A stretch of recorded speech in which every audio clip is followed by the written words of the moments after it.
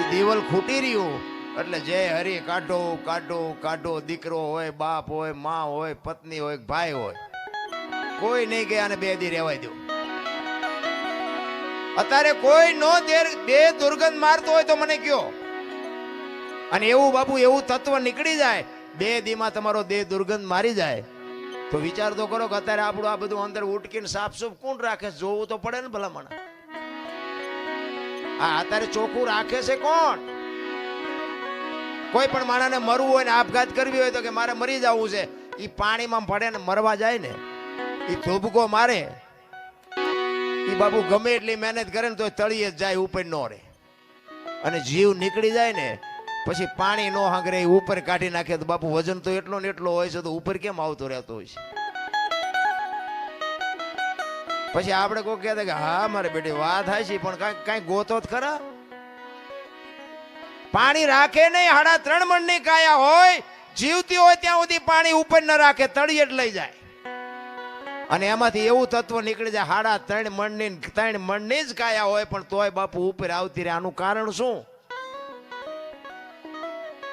એમ સમજાય એવું નથી નારાયણ. મને મારી ઓળખાણ હોવી જોઈએ, તમને તમારી ઓળખાણ હોવી જોઈએ તો મારો નાથ રાજી થાય.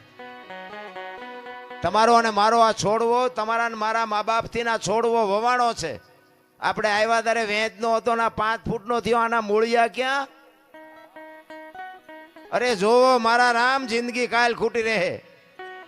પેટ તો ભરવું પડે ને પુરુષાર્થ કરવો પડે. હું ધંધો કરું છું પણ બાપુ જીવનમાં માણસનો અવતાર મળ્યો છે, જો કરવાનું રહી જાય 84 લાખ યોની છે ને, એમાં પૈસા હાટું અને માયા હાટું બછોડા ભરતો હોય તો માણા એક જ. કોઈ કૂતરા, કાગડા, ભૂંડા કોઈ પૈસાની જરૂર નથી. અને કોઈ જીવ ભૂખ્યો રહેતો હોય તો મને કયો, અને માણાનું ભરાતું હોય તો મને કયો. કેટલી બધી ભૂખ, કેટલી બધી ઉઘડી છે. તમે જોવો તો ખરા માણા કેટલી આમ ઓલા બળદિયાના નાકમાં નાથ નાખે ને કાંતે જોરા મૂકીને જમીન ઉખડાવીને પૈસા પેદા કરે. હાંડિયાની ગાડીઓ બનાવીને માલ ઢળાવીને પૈસા પેદા કરે. ઘોડાને લગામું નાખીને ડિસ્કો કરાવીને પૈસા પેદા કરે. સિંહ જેવા જનાવરને હળગતી રીંગું હોવારા કાઢે. બોલો સિંહ પાસે જવાય?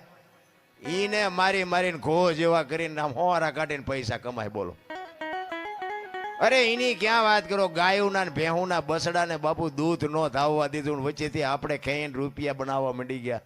જોવો તો ખરા, ભૂખ ઉઘડી છે ને. કે હું તો એમ કહું છું કે ગાયોના ને ભેહુના બસડા ને જો ધરીને ધવરાયા હોત ને તો આ થાંભલ્યું હોનાની હોત મારા રામ. પણ અહીંથી લઈ લો, અહીંથી લઈ લો, અહીંથી લઈ લો. હું તો એમ કહું જાવ તાર